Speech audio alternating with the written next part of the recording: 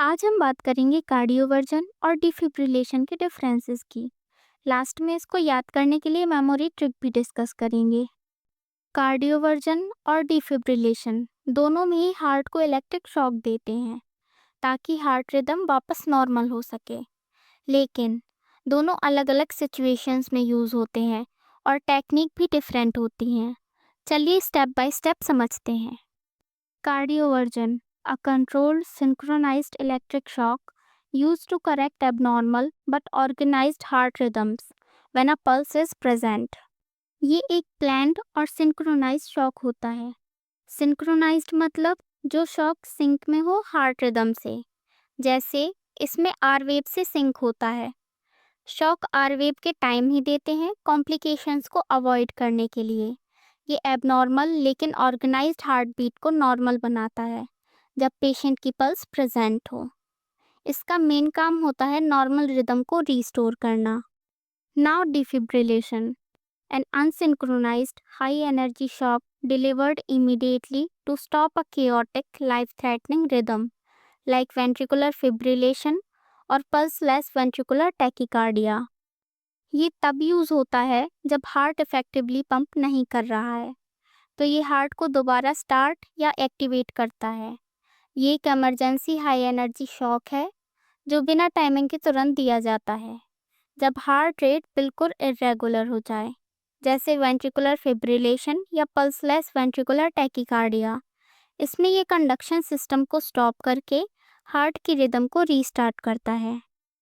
Purpose and indications.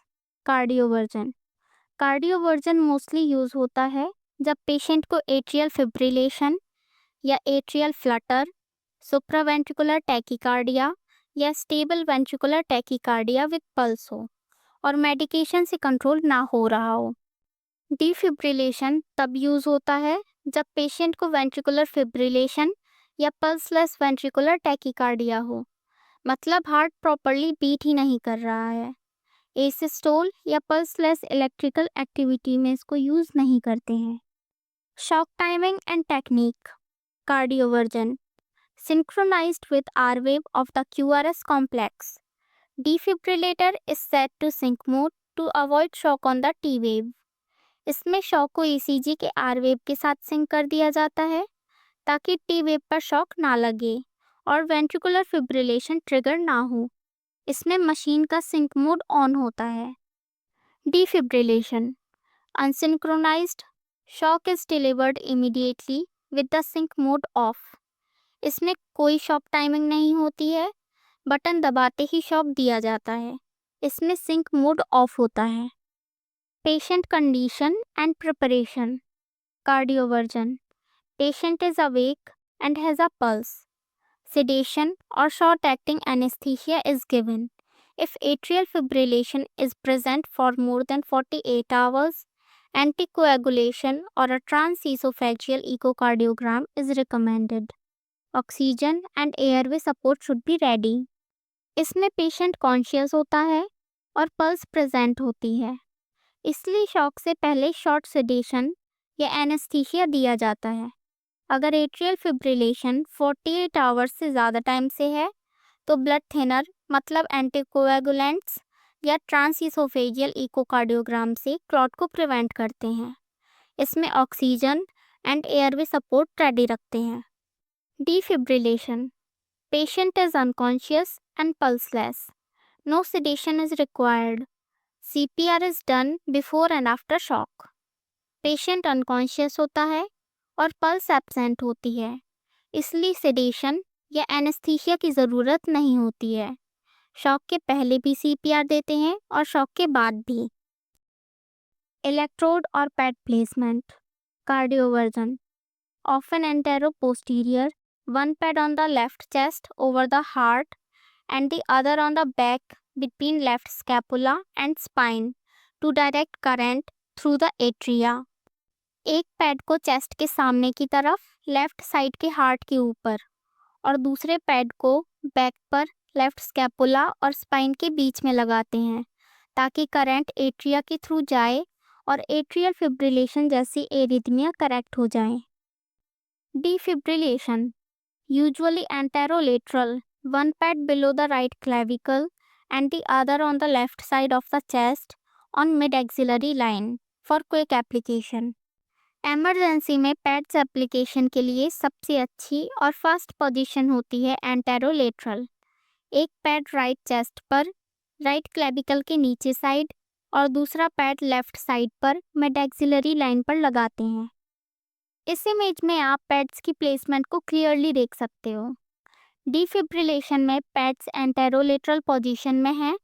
एक pad chest के front में राइट साइड पर स्टर्नम के पास है और दूसरा pad left side lateral area में निप्पल के नीचे मिड एक्सिलरी लाइन पर है।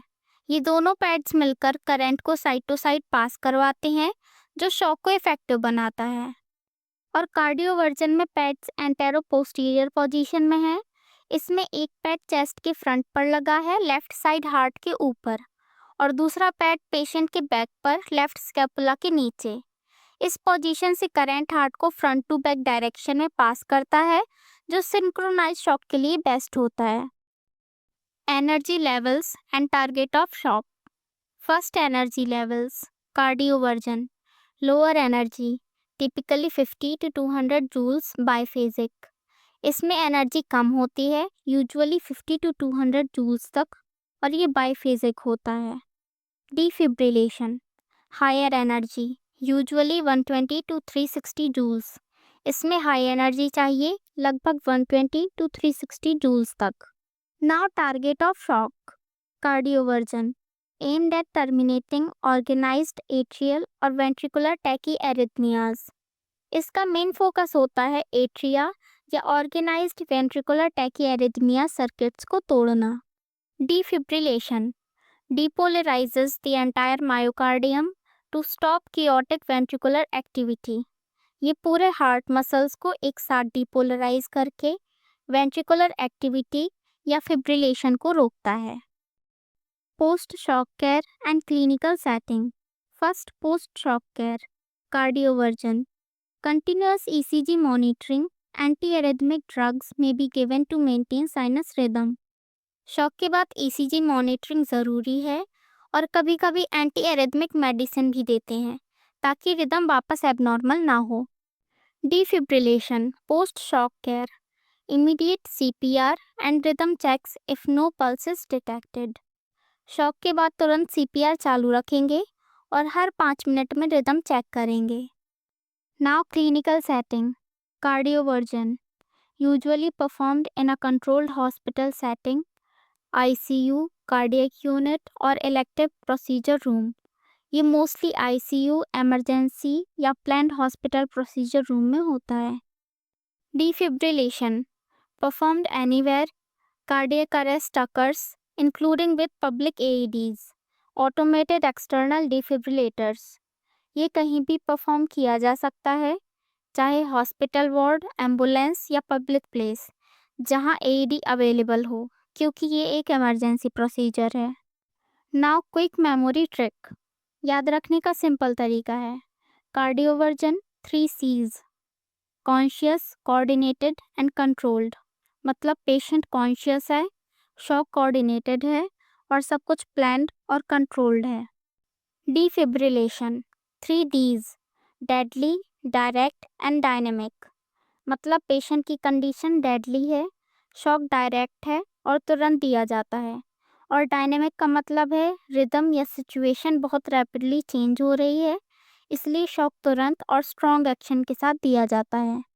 अब प्रैक्टिस के लिए हम 10 प्रीवियस ईयर क्वेश्चन सॉल्व करेंगे और लास्ट में आप कमेंट सेक्शन में बताइए आपने 10 में से कितने क्वेश्चंस करेक्ट किए। तो चलिए शुरू करते हैं। The first question is cardioversion is used in A atrial fibrillation B. Ventricular fibrillation C. Asystole D. Pulseless ventricular tachycardia।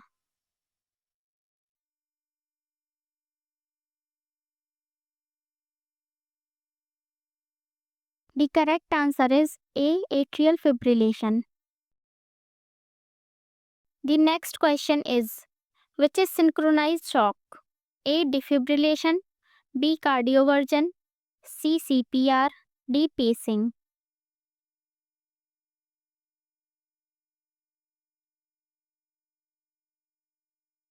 The correct answer is B. Cardioversion. The next question is, cardioversion synchronizes with which wave? A. P wave, B. Q wave, C. R wave, D. T wave.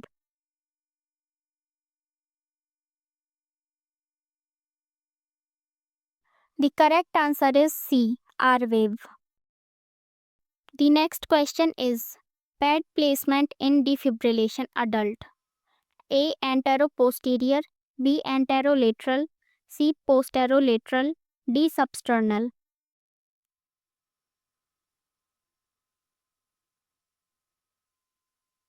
The correct answer is B. Anterolateral.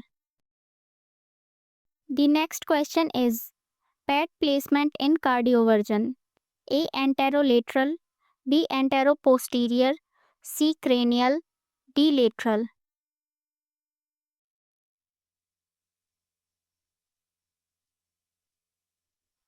The correct answer is B.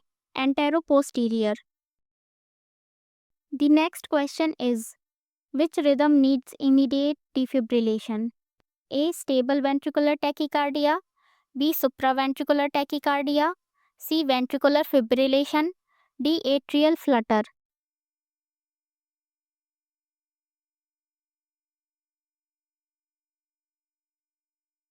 The correct answer is C. Ventricular fibrillation. The next question is, defibrillation is delivered when? A. During P wave, B. During R wave, C. During T wave, D. Anytime unsynchronized.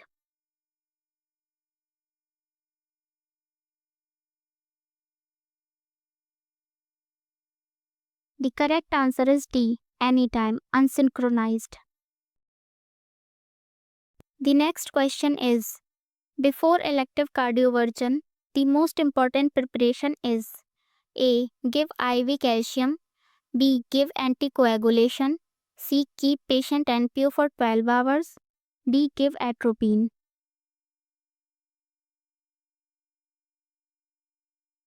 The correct answer is B. Give anticoagulation. The next question is, before elective cardioversion, the most important preparation is A. Give IV calcium, B. Give anticoagulation, C. Keep patient NPO for 12 hours, D. Give atropine.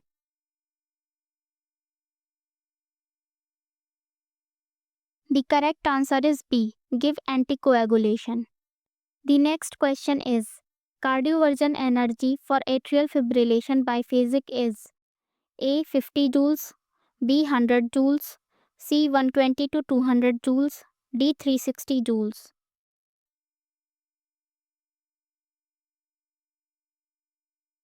The correct answer is C. 120 to 200 joules. The last question is, which rhythm is not shockable? A. Ventricular fibrillation, B. Pulseless ventricular tachycardia, C. Asystole, D. Torsades.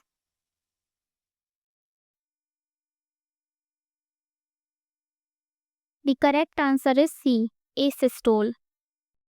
अगर आपको ये video helpful लगा तो video को like कीजिए और ऐसी और वीडियोस के लिए चैनल को सब्सक्राइब करना ना भूलें।